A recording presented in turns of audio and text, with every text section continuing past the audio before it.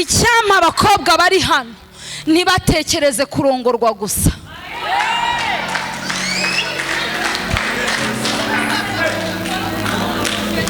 Icyampa umubyeyi wicaye hano ntatekereze uburyo umugabo azasaba kredi muri banki kugira ngo nabo bagure kariya kamodoka n'akazi. Icyampa umugore wicaye hano agatekereza uburyo agiye kubaka umudugudu, agiye kubaka ibikomeye, agiye kubaka ibihambaye. Kandi kenshi biza ntibiza uhaze, biza ushonje.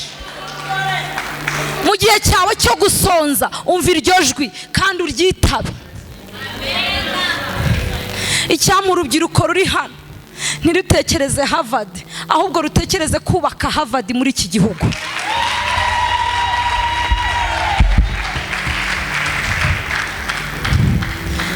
Icyampa wowe wicaye hano ntutekereze mu nzozi z'abagezeyo ngo icyampa kumera nk'akanaka. Oya, hagarara uvuge ngo ahubwo mpagaze ngo bamere nkanjye, mpagaze ngo bakomere nkanjye, mpagaze ngo bagende nkanjye, mpagaze ngo bavuge nkanjye, mpagaze ngo baririmbe nkanjye, mpagaze kugira ngo bapreachinge nkanjye.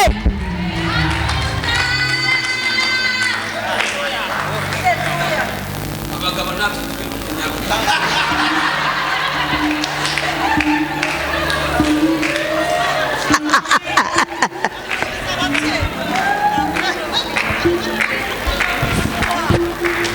reka nkubwire, umugore wese cyangwa umukobwa wese uri successful mu buzima ntabwo ategereza kureba, ahubwo abategereje kurebwa, abafite amaso amureba, abafite ikimureba.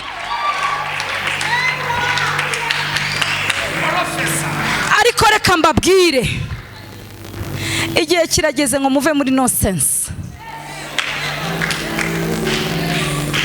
Ngiye kuvuga icyabazibiye, nkivuge cyangwa nzagaruke. Nuva muri aya materaniro ikintu gihagaritse ibyo bintu imbere yawe ni ukubera kutababarira. Igihe cyose mu buzima bwawe utarababarira, utegereje gusabwa imbabazi, reka nkubwize ukuri, uzakererwa. Ariko bamaze kubabarira, bafite indi nyenyeri bafashe, bafite ikindi kirere. Bizagora Imana gukoresha umuntu utarababarira. Babarira ariko batarakubabaza. Reka nkubwire, n'abiteguye kumbabaza narabababariye. Abagore n'abakobwa dufite ikibazo gikomeye cyane cy'inzika twabitse, tukabikira n'inzika abantu bapfuye.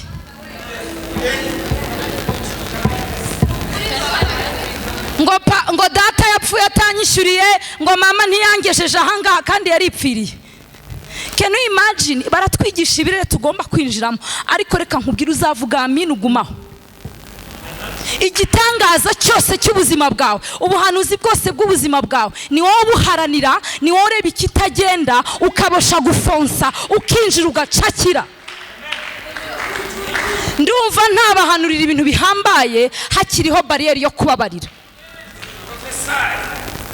Ntacyo twaba dukora kuri Zoom, ntacyo twaba dukora kuri YouTube, mu gihe ninjira ahangaha nkivuga ngo ahe, mu gihe nkinjira ahangaha nkivuga ngo cyaraturakaje. Ariko reka nkubwire, ibyawe ntago ari profeti ubifite, ibyawe si undi muntu ubifite. Ndabona ikirere cy'ibyawe, rekura Imana iguhe.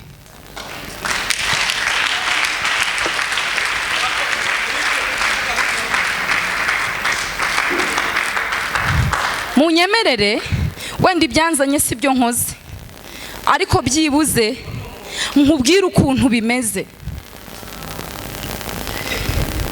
Mu gihe wowe ugifite amacakubiri wicaye mu rusengero, amacakubiri y'idini, ngo kwa Gitwaza arinjiye, kwa Masasa arinjiye, kwa Profeta arinjiye, reka nkubwire urasigaye, kuko abinjira bafite ikindi kirere cy'ubumana bari kwinjiramo. Indwara ikomeye cyane muri iyi minsi ituma tutakira ibyahanuwe ni urwango. uzi kwanga umuntu mutaziranye, atazi izina ryawe, utazi izina rye, ngo ngiye numva mwanza. Dayimoni yamaze kugufata, yanakwishyuriye na apartema mubanamo.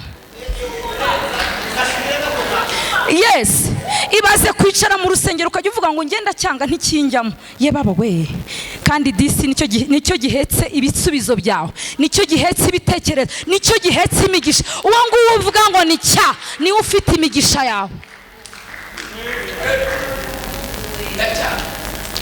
Ngo ndacyanga ntikinjyamo, nikitagujyamo ntago bibuza Imana kukigirira neza.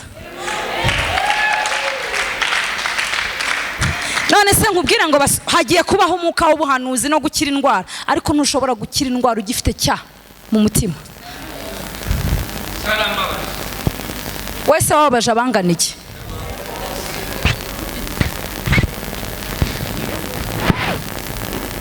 Yewe mvuze ibidahuye n'ibyo mwari mutegereje. Ariko impamvu mbivuze nuko ntashaka yuko dusibira. Icyo tugomba gukora tubabarire. Hanyuma iki, papa nukura amafaranga yawe Imana yaguriye mu papa ugiye kuri telefone.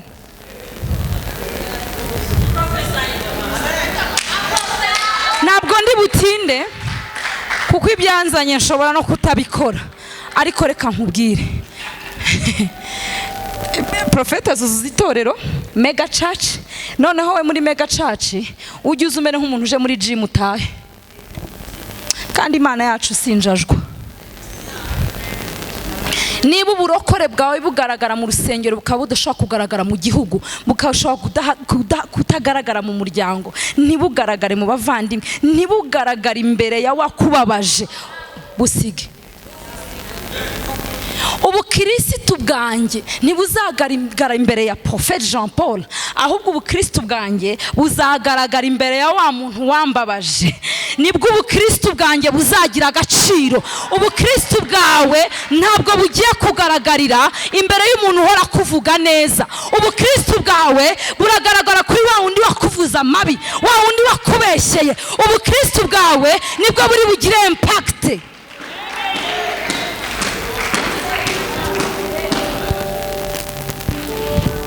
Ntibaduhanurira kuki utaha ukagaruka bitarasohora se? Ntabwo aribo bafite bariyeri y'ibyawe, ahubwo ibirere byawe biraza gufungurwa n'ikintu cyitwa kubabarira, n'ikintu cyitwa kubibona nk'ibibambwe.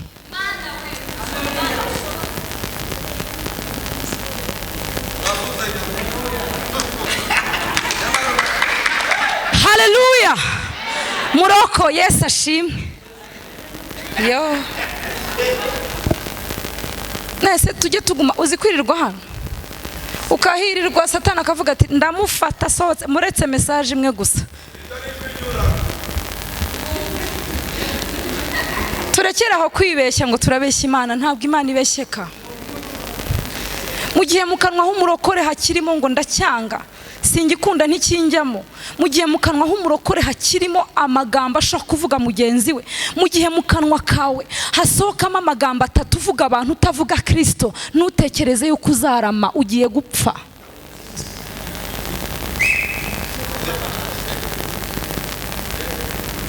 Ariko tugiye kwihana kugira ngo twambuke.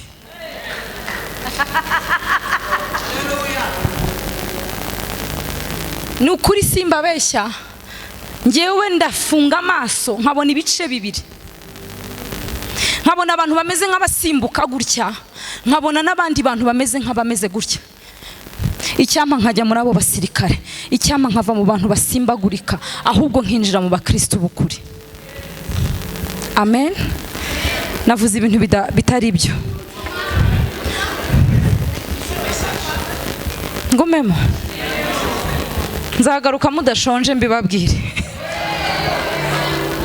Ariko reka mvuge kano kuko umushumba yaraguye yagura umupaka. Ushobora kuba uri ahantu uri mu mahanga. Reka nkubwire, kuba warwara, kuba wagira gute birashoboka ku bantu bose, ariko ngo mu mibyimba ya Kristo twarakize. Agakiza kawe nikadashimangirwa muri Kristo, kagashimangirwa mu job ufite n'ibiki byose, karaje kaguhanukane, hanyuma nyine ntaho badapfa.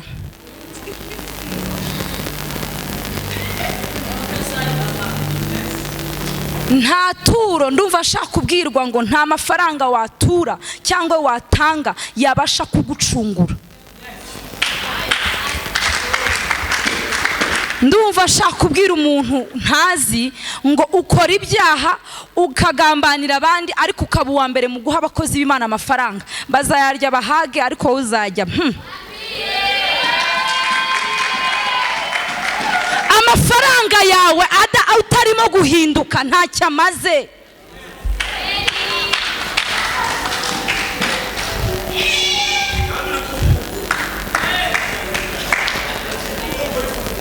ndacumura ariko buretse ndaje nohereza ituro ryawe si ryo rikugira umukozi w'Imana. Ituro ryawe ni inyungu zawe. niba ushaka kubiba nyine uzasarura, ariko kubibira icyaha wakoze uzasigarayo. erega abangaba ntabwo ari bo bemeye guhanura gusa cyangwa kuvuga ubutumwa, ahubwo baritabye basiga ibyabo kugira ngo ibyabo bihindura ubusa, nta kindi. Amen. Nimushaka mu nkunde kuko nta choice mufite. Amen. Amen. Amen. Amen. Nyamara iki ni igihe cy'abantu bihanganye. Iki ni igihe cy'abantu bategereje. Iki ni igihe cy'abantu babajijwe ngo Imana yawe iri he. Amen. Ibindi biri bukurikire rero ndasaba Prophet Jean Paul kugira ngo ampagarire iruhande. I want you to stand here behind me, please. N'umukozi w'Imana yavuye muri ofisi yanjye ampanuriye ibintu niba ari nka 7 byose bisohora ataragera hirya.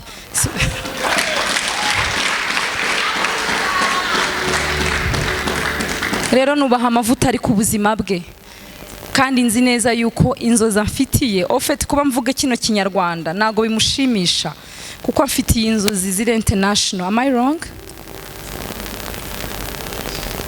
Ariko rero ndakubwiza ukuri ni wowe untindije hano, not you papa. Ndavuga wowe ukitinya. Icyampa umugore uri hano agahindurwa umuriro. Icyampa umugore uri hano akaba n'umukristo ku kazi, akaba n'umukristo ku isoko. Erega ntabwo uzaba umukristo aho bataguteze, umukristo ku kibazo wagize ngo mu bisubizo hari umukristo utabamo. Umukire ufite amafaranga abyuka seka bakajya bamubwira ngo profe bimeze bitatiye ntiyumva neza iyo mvugo uri kuvuga. Ariko burya imbere y'icyaha umukirisitu avuga ukuri ko kwakira Kristo.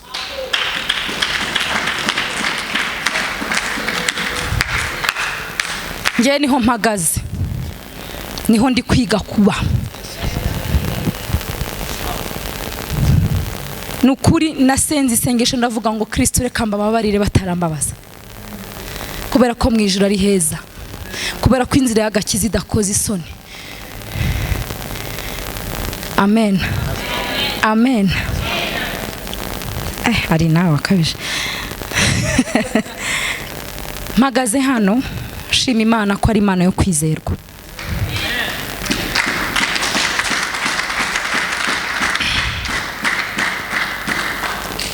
Kuwa mbere nabwiye Yesu ngo ndemeye nditabye nandi kwa Bishop Karemera, ansiga amavuta arambwira ngo igihe kirageze. Kandi ibyo wambwiye arambwira ngo biriya byose yampanuriye nibyo yavuze, ariko na n'ubu ngubu ndacyumva ijwi rimbwira ngo itaba nditabye.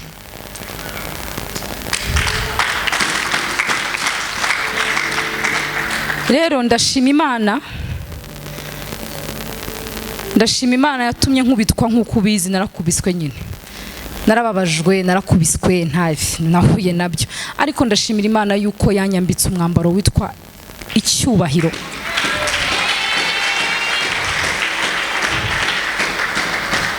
Niyo mpamvu ibyirato byanjye bishingiye kuri Kristo Yesu, kandi singira ubwoba bwo kumuvuga ku manywa nijoro, kuko amagambo ni amagambo, ariko ijambo Kristo yambwiye ndacyarihagazeho.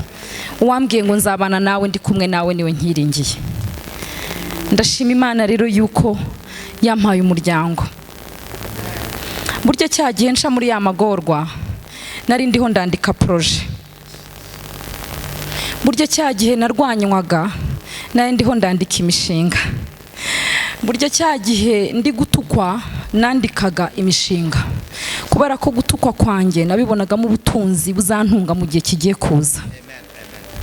Muri cya kibazo burya hari ibyo Imana yari irambwira, kandi irangije irambwira ngo nta kindi kiruta urukundo, mpitamo gukunda. N'Imana yampereye yerekwa ryitwa Ndi Neza.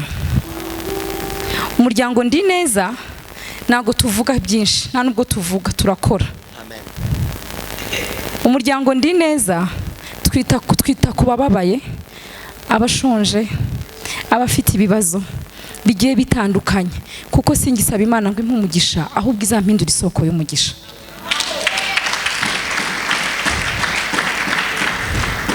Kubw'ibyo rero impamvu mba naje hano nuko profete yampanuriye kandi yambaye hafi kandi yanshyigikiye. Uwo muryango rero wakuze. Bwira mugenzi wawe ngo wa mwana batwise mu ngorane yarakuze. Umwana utwitiye mu bigeragezo arakura kandi agakura neza. Rero bimaze kugenda gutyo birakura, bukeye Imana impana ministeri. Iyo ministeri yitwa Love and Mercy Ministries, Urukundo n'Imbabazi Ministries.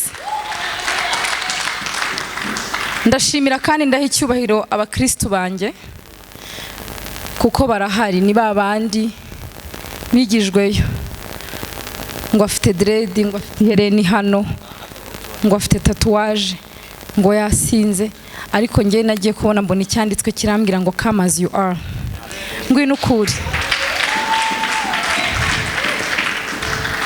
Hanyuma dushyigikira cyangwa se twizera appointment y'Umwuka Wera, kuko buryo uko turushaho kumwegera niko amaso yacu arushaho kufunguka.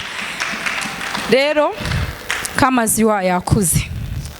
Uko mpagaze hano ndashimira Imana yabanye nanjye mu rugendo rw'umuziki imyaka 22.